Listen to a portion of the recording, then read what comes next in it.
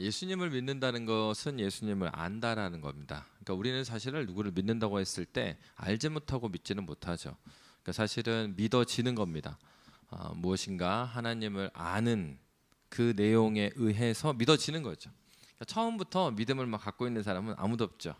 그러니까 하나님을 알아갈수록 믿음이 커져가는 겁니다. 그러면은 그 하나님을 알아간다고 했을 때, 그러니까 믿음이 자란다고 했을 때 하나님을 알아간다고 했는데, 그러면 하나님의 어떠함을 알아가려면 어떻게 해야 되냐? 그것은 예수님을 통해서 알아갈 수가 있습니다. 왜냐하면 예수님이 곧 하나님이시기 때문이죠.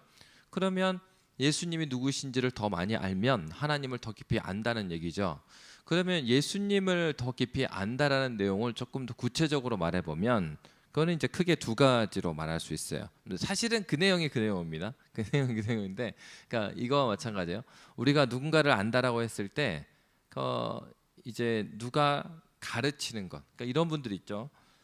학교에서 선생님들이 이 강단에서는 엄청 이렇게 뭐 나라를 사랑해야 된다 막 가르쳐 주시는 거예요.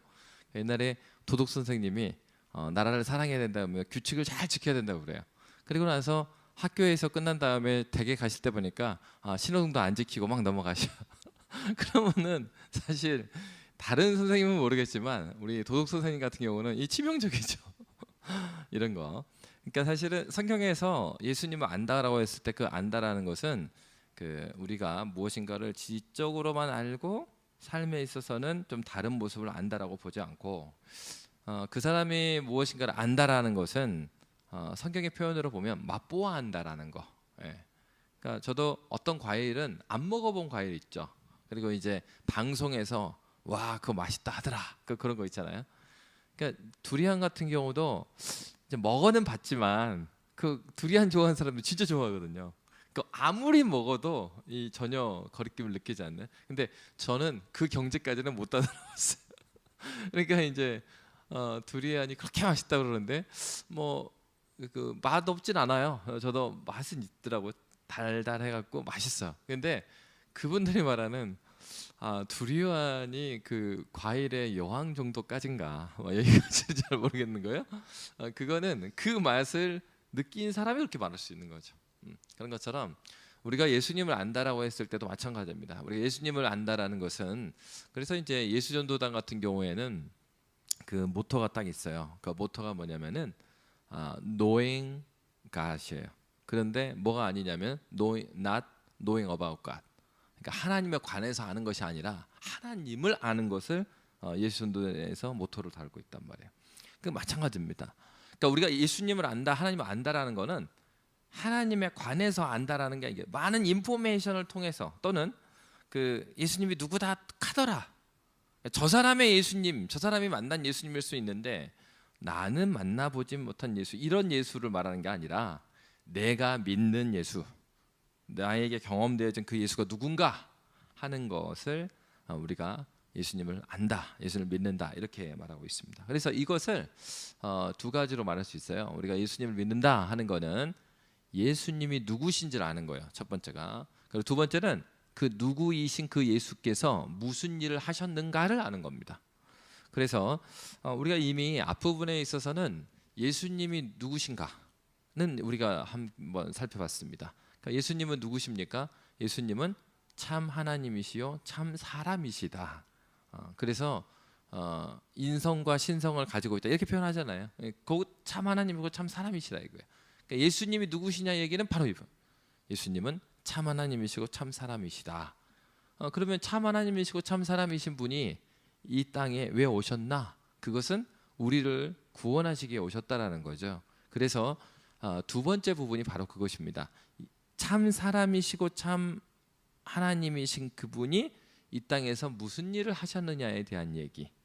그 얘기가 오늘 본문에서 보면은 그 일을 하시기 위해서 그리스도의 낮아짐 이전에 우리가 뭘 다뤘어요? 그 예수, 참 하나님이시고 참 사람이신 그분이 이 땅에 어떠한 일을 하러 오셨냐라고 해서 그 일을 하러 오셨는데 첫 번째가 선지자의 일을 하러 오셨다 그러죠. 두 번째가 제사장의 일을 하기 위해서, 세 번째가 왕의 일을 하시기 위해서. 그 얘기는 이제 선지자, 제사장, 왕인데 이게 이제 우리 시대에 들으면 선지자, 제사장, 왕이 굉장히 낯선 얘기지만 구약 성경의 배경으로 보면 굉장히 친숙한 거죠. 그래서 이제 선지자 같은 경우는 어떤 역할을 했습니까? 하나님의 뜻을 전해줘. 하나님 마음을, 하나님이 이러이런 말씀하셨습니다 하고 하나님의 말씀을 대언하는 역할 선지자가 했고, 구약 성경에 이제 제사장 같은 경우는 많은 일을 했지만은 주요한 일이 무엇입니까? 백성을 대표해서 주님, 하나님, 여호와 하나님, 우리 백성의 죄를 용서해 주십시오 하고 중보자의 역할로 하나님께 나아가는 역할을 했고, 왕 같은 경우는 어떻게 선지자가 선포한 그 말씀대로 이 백성들이 살아가도록 통치하고 다스리는 역할을 했죠. 결국은 예수님께서 이 세 가지 역할을 하신 거죠. 참 하나님과 참 사람으로서 말씀을 전해주시고, 그리고 우리 백성들을 위해서, 그의 자녀들을 위해서 중보하시고, 그리고 또 그 백성들이 주의 말씀대로 살아갈 수 있도록 지난번에 살펴본 것처럼 왕으로 일하신 게 무엇입니까? 보혜사 성령을 보내주신 거예요. 성령께서 오늘날은 그리스도의 영으로서 우리가 하나님 말씀대로 살도록 우리를 이끌어 주시는 거예요. 지난번에도 이제 목자 모임을 할 때 그랬거든요. 이제 갈라디아서 말씀, 여러분 교회 생활을 오래 했지만은 갈라디아를 자세하게 본 적이 많지 않잖아요. 바울 서신을 하나하나 그 낱개로 뜯어보면 되게 은혜가 돼요. 근데 바울 서신의 바울의 논리를 따라서 성경을 읽다 보면 굉장히 머리가 아파집니다. 그래서 굉장히 어려운 구간을 막 지나갔어요. 그러니까 이제 우리 목자 중에 한 분이 오늘은 굉장히 어렵네요. 막 그러면서, 근데 이제 그런 부분이죠. 그럼에도 불구하고 이제 갈라디아서 말씀을 가을에 다루다 보니까 자기의 삶에 있어서 이제 목원들하고 나눈 얘기예요. 목원들이 그런다는 거예요. 그 되게 어렵긴 한데 복음의 핵심이잖아요. 믿음으로 구원을 얻는다. 그러니까 이 부분을 계속 다루다 보니까 자기 삶에 있어서 예전에는 그냥 못 느꼈던 것들이 이제는 지금 내가 지금 믿음으로 이걸 하고 있는 건가, 아니면은 내 어떤 포지션 때문에, 그 하나님 때문이 아니라 포지션 때문에 남의 눈을 의식해서 내가 이걸 하는 건가? 구체적으로 삶에 있어서 이 갈라디아서 말씀이 자기에게 영향을 주고 있는 것을 느꼈다라는 거죠. 그걸 누가 하시는 거예요? 성령께서 하시는 거예요. 성령께서 그리스도의 영으로서 우리를 다스리는 방식이 오늘날 하나님 말씀을 떠오르게 해서 우리로 하여금 순종하게 하시는 일을 하시거든요. 누구로서요? 왕으로서.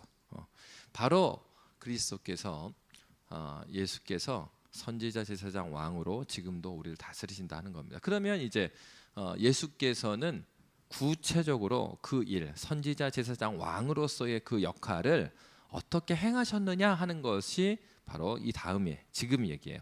그리스도의 낮아지심과 높아지심에 대한 얘기입니다. 그가 지극히 낮아지심으로써 선지자, 제사장, 왕의 일을 하셨고, 그리고 그를 높여주신 하나님께서 높여주심으로 말미암아 선지자, 제사장, 왕으로서 일을 하셨다 하는 것을 살펴보려고 하는 거예요. 그리스도의 낮아지심이라는 것은 어떤 측면이냐? 그거는 이제 어떤 분들은 크게 두 개로 나누기도 하고요. 또 이제 예수님의 일생을 따라서 세 개로 나누기도 해요. 근데 크게 두 개로 나눌 때는 어떻게 나누냐면, 그리스도께서 당하신 십자가의 고난을 낮아지심으로 봐요. 그러니까는 우리가 예수님 하면 떠오르는 게 뭐죠? 십자가. 이제 익숙하죠 이게. 그런 측면에서 예수님께서 고난 받으신 것이 하나 큰 낮아지심이다 보고, 또 두 번째로 보는 거는 예수님께서 십자가에서 고난 받으신 것뿐만 아니라 이 십자가에서 고난 받기 전에 이 일생 자체가 고난의 삶이셨잖아요. 그런 측면에서 낮아지셨다. 이 두 개로 나누기도 하고, 예수님의 일생을 따라서 이 예수님의 낮아지심을 세 가지로 나누기도 합니다. 그러니까 하나는, 첫 번째는 예수님이 이 땅에 오신 것 자체. 예수님은 그 마리아에게서 나시기 전에는 안 계셨는가? 이게 실제적으로 이제 교회 역사에서 질문을 던졌던 얘기거든요. 근데 구약에서 보면은 분명히 그 삼위 하나님, 그러니까 아브라함에 나타났을 때도, 그리고 창조의 기사에서도 보면 우리가 사람을 만들자 이렇게 되죠. 복수 형태로 나와요. 그리고 또 아브라함에게 찾아오신 천사 같은 그분인데, 천사 같은 그분이 누가 몇 명이 내려오셔요? 세 분이 내려오셔요. 그러니까 구약에서 또 이제 그 삼손 같은 경우도 여호와의 신이 임했다가 떠났다. 그러니까 성령에 대한 성령으로 보여지는 부분들, 또 성자 예수님으로 보여지는 부분들이 구약에서 계속 나와요. 그래서 구약에서도 우리 하나님, 우리가 믿는 하나님을 성부, 성자, 성령으로 계속해서 소개하려 하고 있어요. 근데 그것이 특히 성자께서 아주 명확하게 딱 뚜렷하게 오신 때가 바로 신약에서 출생하신 거예요. 성육신하고 몸을 입고 오신 그것이 보이지 않는 그 성자께서 보이는 하나님으로 오신 사건이고, 그리고 성령께서도 구약에서 보면은 특정한 사건이나 특정한 사람에게 여호와의 신이 임하셨다가 또 나가시기도 하고 그래요. 그런데 예수님께서 요한복음 14장 15장에서 무슨 약속을 하십니까? 내가 아버지로 가야 내가 너희에게 약속하신 그 영, 그리스도의 영 보내주겠다. 보혜사 성령 보내주겠다 했죠. 그리고 그게 사도행전 2장에서 오순절 성령 강림 사건으로 인해서 예수님의 약속이 이루어지죠. 그래서 어떻습니까? 신약의 성도들은 이제는 예수님을 믿는 자들에게 성령께서 우리 마음 가운데 임하여 주셔요.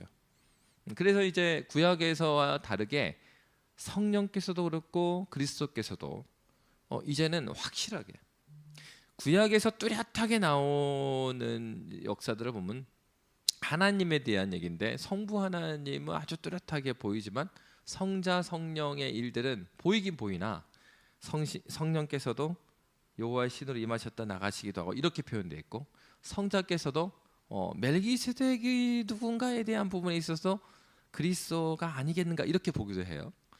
구약에 있어서 성자께서도 나타나셨다가 그렇지 않으셨다가, 그래서 그 아브라함에게 임하셨던 그 세 명의 사람으로 보였던 사람을 성자와 그리고 두 천사 이렇게 보기도 합니다. 그러니까 왜 신약에서 몸을 입고 오신 분이 예수님이시니까 구약에서도 육신을 입고 육신의 형태로 보여지게 오셨다가 하신 역할을 예수께서 하신 것이 아닌가 이렇게 보게 돼요. 그러니까 구약에서는 희미하게 보였어요. 근데 신약에서는 만져봤잖아요. 제자들은 같이 있었잖아요. 만져봤어. 눈으로 확인했어요. 그리고 함께 이야기도 했어요. 그래서 보이시는 하나님으로 이 땅에 예수님께서 오신 겁니다. 근데 이제 그것은 우리에게 있어서는 예수님이 오신, 그러니까 우리 성탄절 하잖아요. 성육신. 예수님께서 육체로 오신 것이 우리에게는 기쁜 일이죠. 왜요?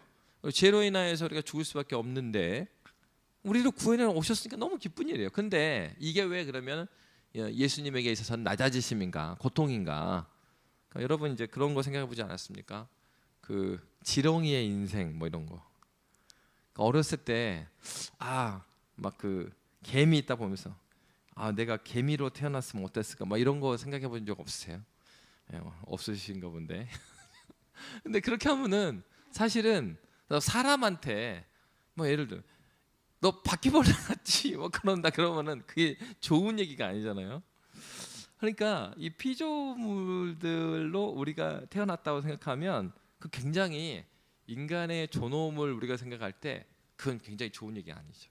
근데 여러분 거꾸로 마찬가지로 예수님께서는 하나님이시잖아요. 근데 하나님이신 그분이 육체를 입고 오셨다라는 것을 그렇게 생각해 봐야 된다는 거예요. 그러니까 사실 우리만 해도 어떻습니까? 그 작년 재작년 막 해도 코로나 자체가 무섭기보단 코로나로 인한 격리가 무섭잖아요. 그래서 사람들이 잡혀갈까 봐 자기 코로나 걸렸는데 신고도 안 하고 그냥 집에 있었잖아요. 그러니까 그런 거예요.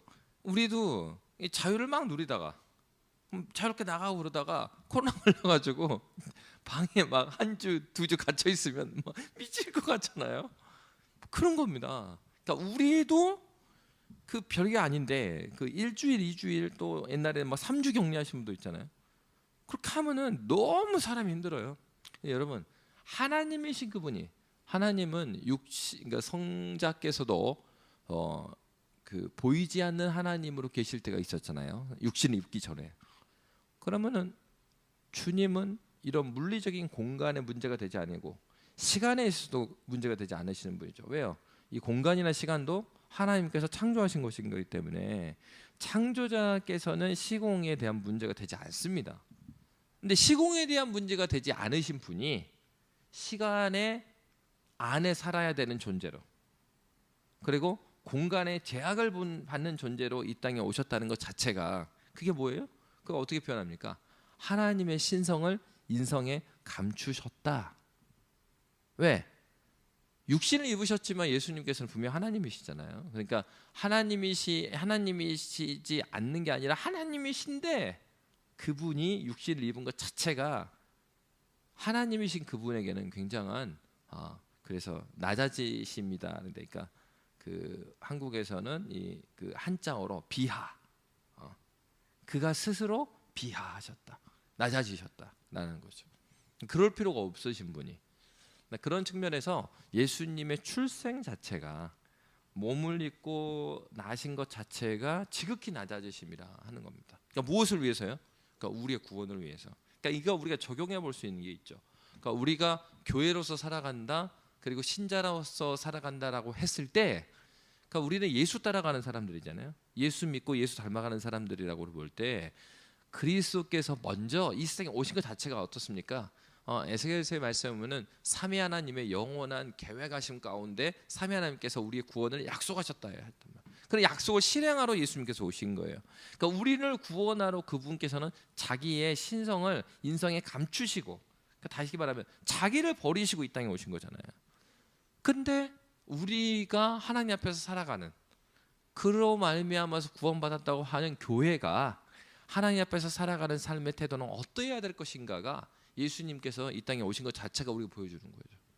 그러니까 우리가 성탄 너무 기뻐요, 막 감사해요. 근데 그때도 동일하게 기억해야 할 것은 예수님께서 이 땅에 오심은 예수님 편으로는 이건 굉장히 고난 아닙니까?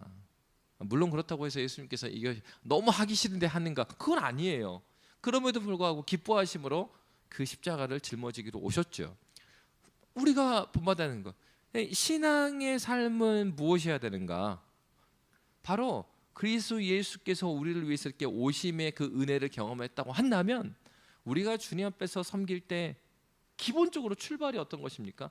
예수께서 자신을 버린 것처럼 우리 자신을 버려가는 과정이 신앙생활의 출발 걸음이다라고 우리가 볼 수가 있겠죠.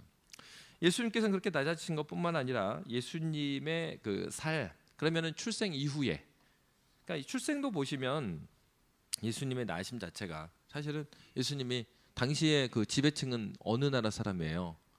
로마 사람들이에요.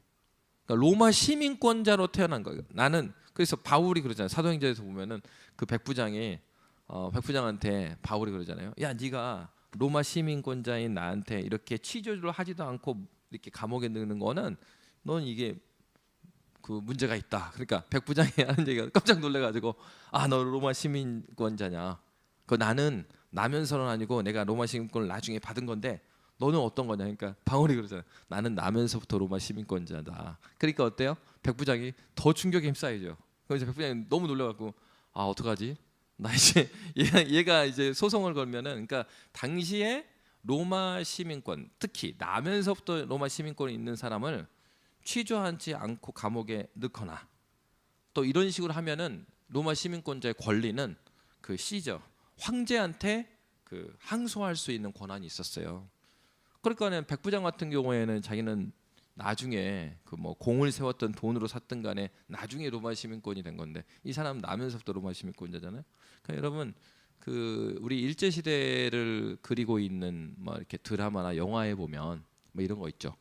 우리나라 사람인데 친일을 한 거예요. 그래서 일본군으로 막 살아. 근데 어떤 일이 딱 닥쳤어요. 그러니까 일본인 군인이 둘 다 일본군이야. 근데 일본인 군인이 한국 출신, 그러니까 조선 출신 군인한테 나중에 가서 무슨 얘기하냐면은, 야, 너는 네가 조선인이면서 무슨 그 대일본 제국의 그 황국 시민인 척하냐? 뭐 그런 얘기하는 거죠. 그거예요. 그러니까 바울 같은 경우에는 나면서부터 원래 로마 시민권자, 백부장은요 나중에 든 사람이죠. 그러니까 여러분, 그러니까 이런 측면에 있어서 우리가 생각을 해본다면 그리스도께서 낮아지셨다라는 것 자체가 얼마나 큰 것인가 하는 거예요. 그래서 당시에 그냥 낮아지신 게 아니죠. 출생 자체가 그냥 낮아지신 게 아니에요. 로마 시민권으로 태어나는 게 아니시죠. 당시의 유대 나라라는 거는 어떤 나라입니까? 피지배자들이에요. 예. 나라가 없어요. 근데 나라가 없을 뿐만 아니라 성경에 보면은 예수님이 어디에서 나세요? 베들레헴에서 나신단 말이에요. 베들레헴에서 어디서 나신 거예요? 말구유에서 나셨어요. 그러니까 오늘날로 하면은 말구유가, 당시의 말은 뭐죠? 오늘날의 자동차. 그럼 예수님이 어디서 나신 거예요? 주차장. 주차장에서 나신 거예요. 우리가 하면은 주차장에서 나신 거예요. 요즘에 주차장에 나는 사람 있습니까? 그렇게 나신 거예요.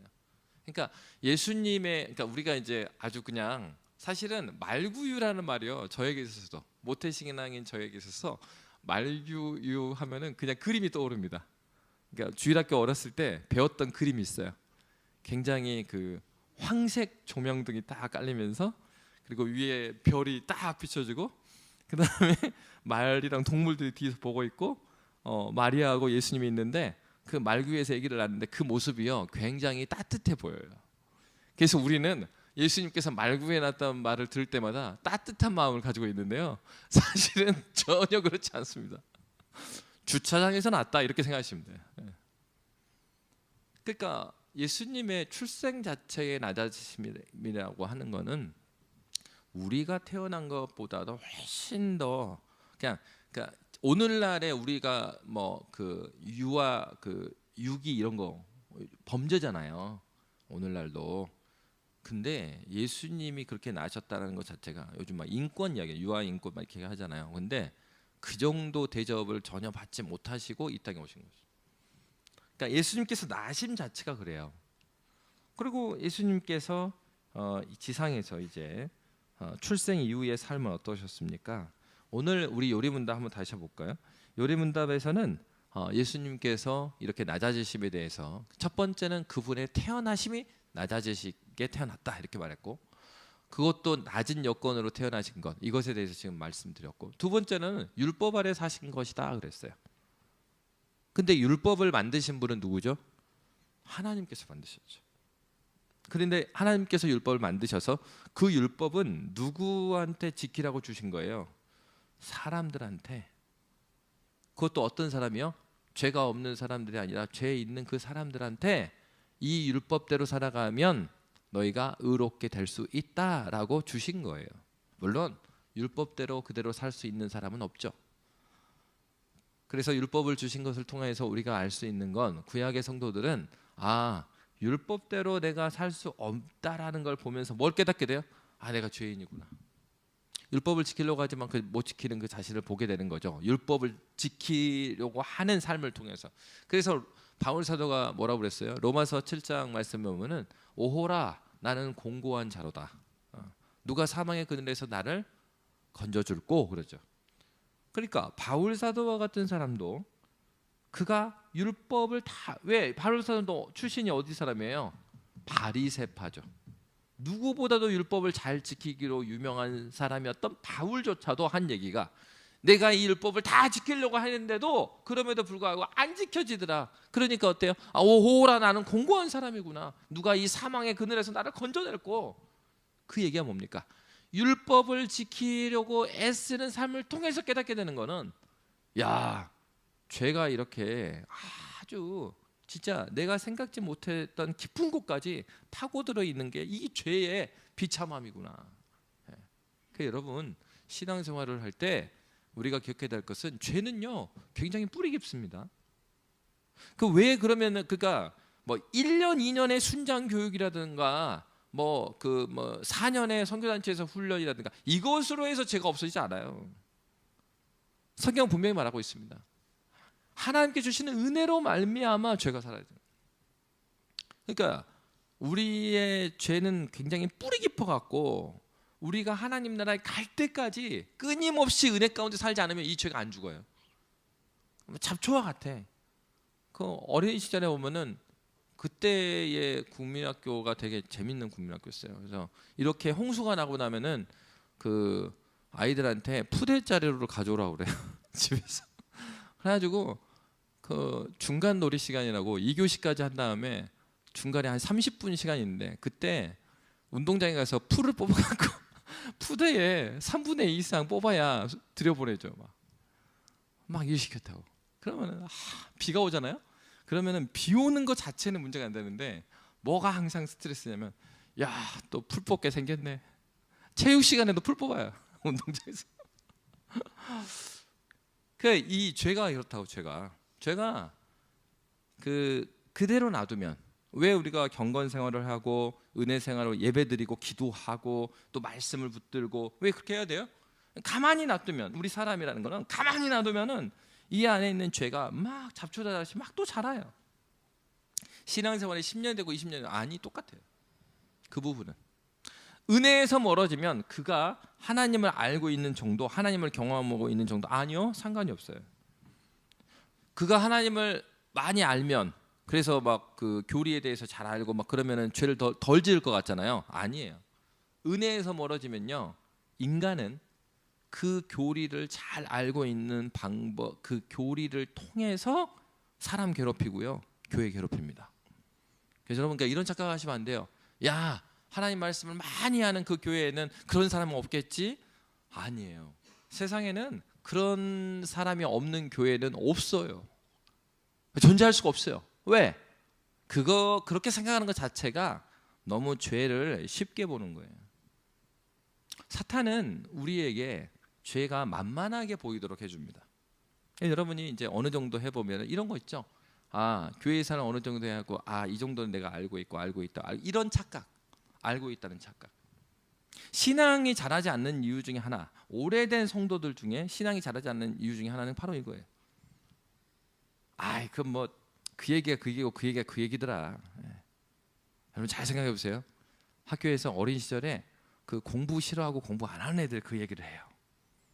그래서 야 이거 문제 풀잖아. 야 그거 어차피 뭐 그거나 뭐거나 이거나 어차피 모르니까 공부하지 마. 뭐 그래도 다 졸업장 주잖아.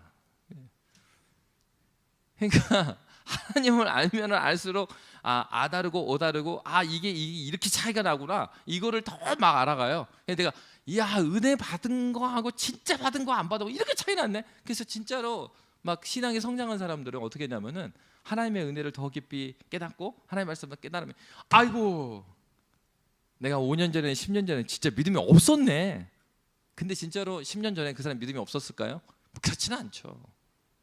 근데 지금 내가 10년 동안 알아간 그 하나님을 생각해 보니까 그때 알았던 하나님은 진짜 내가 너무 애기같이 알았구나, 이렇게 표현을 하는 거죠. 그러니까 신자는요, 계속해서 하나님을 알아갈 때 그 은혜가 무엇인지 더 깊이 알 수 있어요. 바로 예수님께서는 이렇게 그가 율법을 만드신 분이고 율법을 자기가 지킬 대상이 아니에요. 그런데도 불구하고 이 땅에 사람으로 오셨기에 사람으로서 지켜야 될 율법을 만드신 당신께서 그것을 다 지켜 행하세요. 그래서 여러분 사복음서 읽어보시면은 이런 내용이 많이 나오죠. 이는 예수께서 선지자의 말씀을 이루려 하심이라, 뭐 이런 거. 그러니까 당신께서, 이렇게 생각하면 안 돼요. 바울 사도가 이 서신서 갈라디아서 로마서에서 말했던 율법을 비판하는 것은 율법 자체를 부정적으로 바울이 보고 있는 게 아닙니다. 착각하면 안 돼요. 왜? 바울도 로마서 10장에서 어떻게 말하고 있습니까? 그리스도 예수께서 율법을 완성하셨다고 말해요. 그러니까 성경은 율법을 나쁘게 보지 않아요. 뭘 나쁘게 보는 거예요?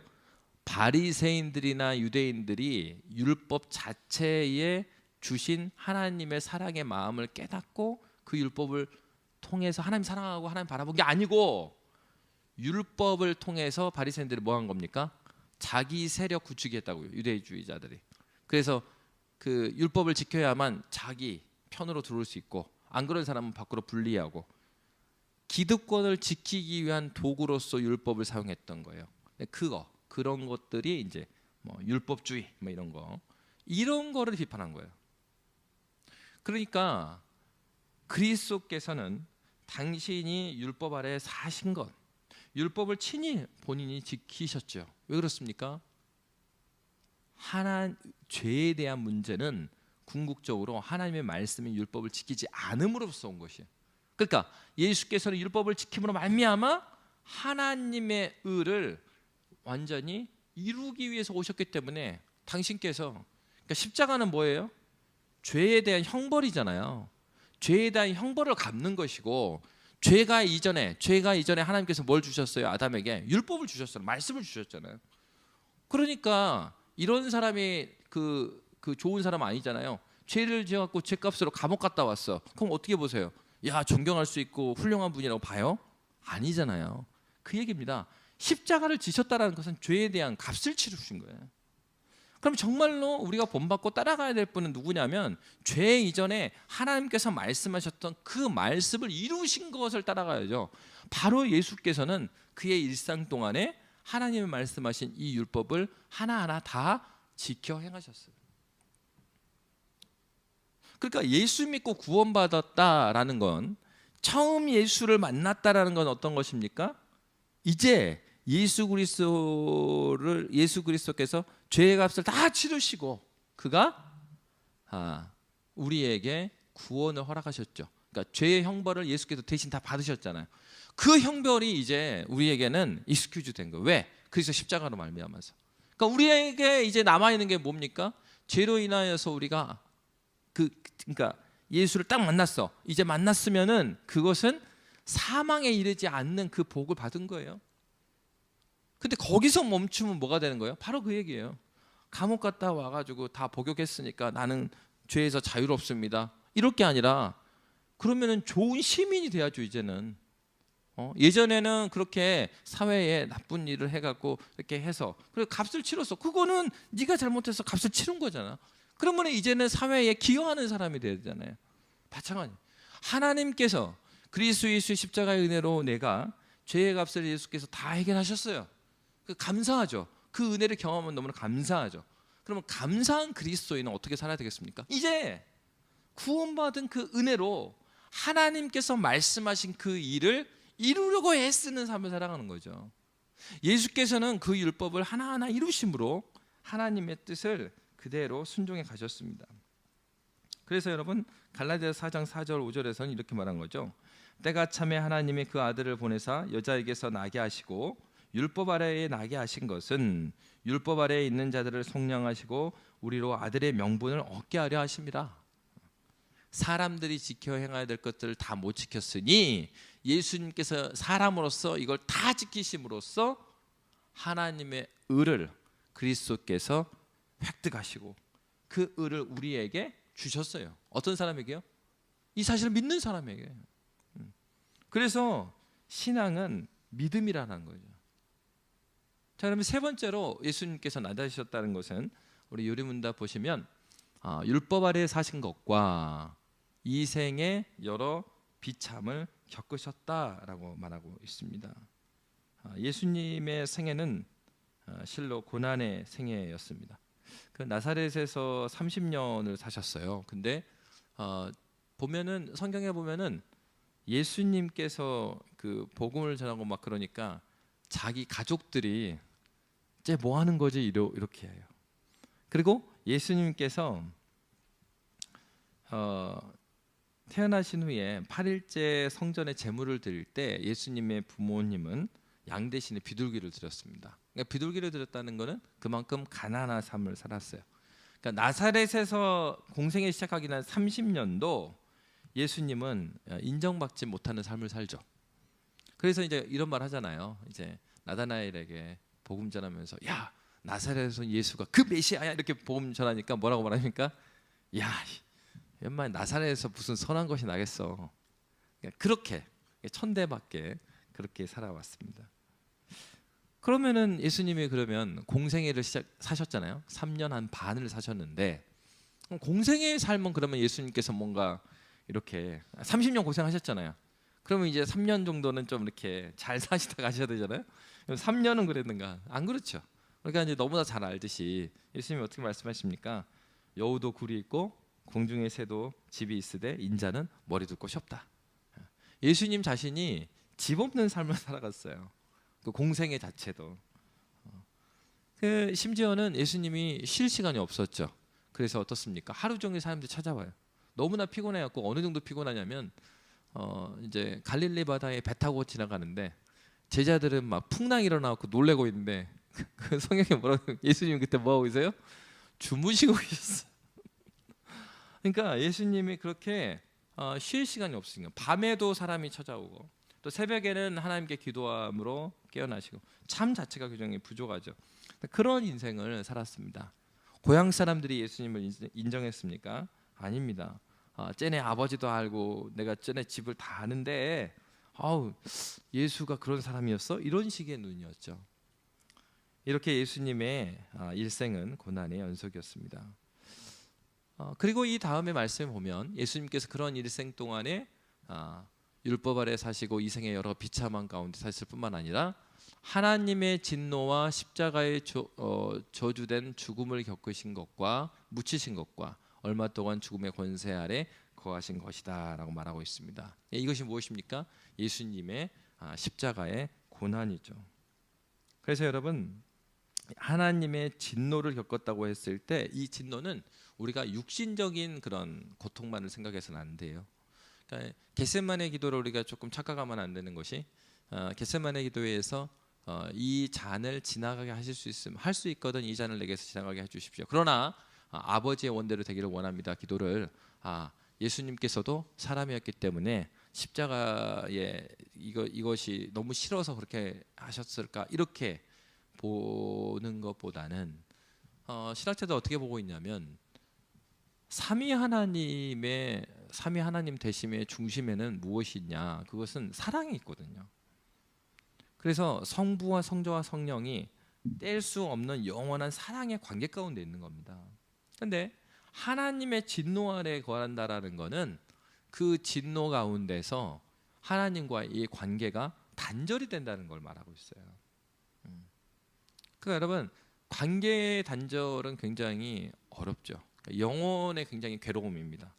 그러니까 예수께서 담당하신 고난이라는 건 단순히 육신적인 고난 그런 거 아니고 육신적 고난이 있죠. 근데 육신적인 고난만 생각하면 안 되고 여기에는 먼저 하나님과의 관계, 영혼의 그런 고난이 있다라는 것입니다.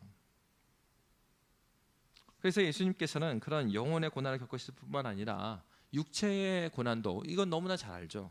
그 십자가의 고난 자체가 십자가형이라는 거는 십자가를 지기 전에 먼저 채찍으로 맞아야 되는 과정이 있어요.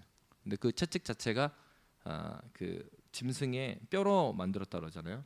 그래서 그 뭐 예전에 그 영화에서 나온 것처럼 패션 오브 크라이스트에 나온 것처럼 이렇게 채찍을 때리면 살점이 떨어져 나가요. 그렇게 한 다음에 두 번째 형은 자기가 그 매달릴 나무 한 110, 120kg 된다는 거. 그 나무를 이고 올라가야 돼요. 언덕까지. 그리고 나서 이제 세 번째가 십자가에 달리는 거죠. 그러니까 육신에 대한 고통은 이미 우리가 너무나 잘 알고 있습니다. 주님께서는 그의 영혼과 육체가 다 찢기시는 것을 그렇게 걸어가셨습니다. 그러면 이 예수님의 십자가형에 대한 선고가 그러면 공정했는가? 그렇지 않았죠. 빌라도가 손을 씻었잖아요. 그러니까 이건 내 죄가 아니고 니네들 죄다 유대인들에게. 그러니까 이 판결이 불법적인 판결임을 빌라도 자신이 고백을 하죠. 근데 정치적으로 빌라도가 곤란을 당할까봐 십자가에 유대인들에게 내주게 됩니다. 그리고 예수님께서는 십자가에서 죽으시고 또 묻히셨습니다.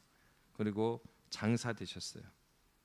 죽음을 맛보실 이유가 없으신 그분이 죽음의 그 터널을 지나가십니다. 사도신경을 보면요, 우리나라 사도신경에 빠져 있는 게 있어요. 원래 사도신경에는 뭐가 있냐면 예수님께서 죽으시고 장사 지낸 바 되었다가 뭐 이렇게 돼 있잖아요. 근데 거기서 그 지옥 강화에 대한 부분이 있어요. 지옥에 내려가시고 이런 부분이 있는데 한글 그 사도신경에서는 그게 빠져 있습니다. 그러면은 예수님께서는 그의 낮아지심이 어느 정도로 낮아지셨는가? 사도신경에 지옥에 내려가신 것처럼 그 얘기는 예수님께서 내려가셔서 어떤 진노를 받고 그곳에 가셨다 이런 것보다는 얼마 동안의 죽음의 권세 아래서, 그러니까 진짜로 사람의 죄를 짊어지려면 사람이 감당했어야 될 그 처벌을 다 받으셔야 되잖아요. 그러니까 예수님께서 지옥과 같은 그 고통을 그 지옥에 내려가셔서 감당하셨다라고 이제 보는 거죠. 바로 우리가 갚아야 될 것을 조금이라도 그 양보해서 받으신 게 아니라 그 모든 것을 다 받으신 것이 그리스도 예수의 죽으심입니다. 그래서 여러분, 우리가 예수님을 생각할 때 예수님께서 그리스도로 낮아지셨다, 그가 하신 일의 그 초점은 무엇이었습니까? 첫째는 하나님 아버지의 뜻대로 가시는 거죠. 그러니까 두 번째로는요, 우리를 대신함이었어요. 하나님의 뜻도 그랬고 예수님의 뜻도 그렇고 무엇입니까? 이 모든 그의 낮아지심과 고통들은 우리를 향해 있다라는 겁니다. 여러분, 그래서 예수님의 그리스도의 낮아지심을 우리가 알아가면 알아가고 성경을 찾아가면 찾아갈수록 뭐 설교한 이후에도 찾으면 얼마나 많겠어요. 그러니까 얼마나 많아. 근데 예수님을 그렇게 많은 성경을 찾아보면은 예수님이 어떻게 했고 더 많이 알아가잖아요. 그러니까 더 많이 알아갈 때마다 우리가 알게 되는 건 내가 받은 구원이라는 것이 결코 가벼운 것이 아니라는 거예요. 그 얘기는 신자의 삶이라는 거는 가볍게 살아서는 안 된다는 얘기입니다. 그러니까 우리의 삶이는 내가 이렇게 아무것도 아니고 내가 그렇게 누리고 사는 것 같지도 않지만 우리가 숨을 쉴 수 있는 것 이 자체가, 우리가 예배할 수가 있는 것 자체가 주님의 모든 것을 내려놓고 값을 치르고 우리가 받은 거예요. 구원은 은혜로 받습니다. 우리가 값을 치르지 않았기 때문에 은혜예요. 그러나 그렇다고 해서 값을 치르지 않은 게 아니에요. 하나님께서 이 값을 치르셨습니다. 우리를 위해서. 결국은 여기에서 신자의 어떻게 살아야 되는 문제가 나오는 거죠. 교회는 무엇을 위해서 살아야 되고 우리 그리스도인들은 어떻게 살아야 되느냐가 바로 이 그리스도의 죽으심, 그리스도의 순환을 통해서 우리는 깨닫게 되는 겁니다. 우리가 기도해야 될 것은 그것이겠죠. 주님, 우리가 신앙의 연차만 높아가지 말고 주님이 살아간 그 고난의 깊이와 넓이를 더욱더 깊이 깨닫게 해주십시오. 그래서 우리에게 주어진 이 삶을 아무렇지 않게 살지 않고 주님 앞에 믿음 가운데, 그리고 주님께서 기꺼이 기쁨으로 감당하셨던 것처럼 하나님의 뜻이 이루어지는 것. 내가 그 길을 가서 나는 바울의 고백처럼 내 육신은 후패하지만 내 영혼은 날로 새로워졌다라고 하는 것처럼 주님의 나라가 이루어지는 것으로 기뻐할 수 있다면 그 믿음이 얼마나 큰 것입니까? 내가 하나님의 길을 걷고 내가 양보하고 내가 고난받는 것이, 이것이 그냥 무의미한 고난이 아니라 하나님 나라를 확장하는 데 쓰여질 수 있다면 나의 죽음도 유익하니라. 갈라디아서 2장 20절의 찬양처럼 내 안에 사느니 그리스도 예수이시니 나의 죽음도 유익합니다 라는 고백이 저와 여러분의 고백이 되시기를 주의 이름으로 빕니다. 기도하겠습니다. 살아계신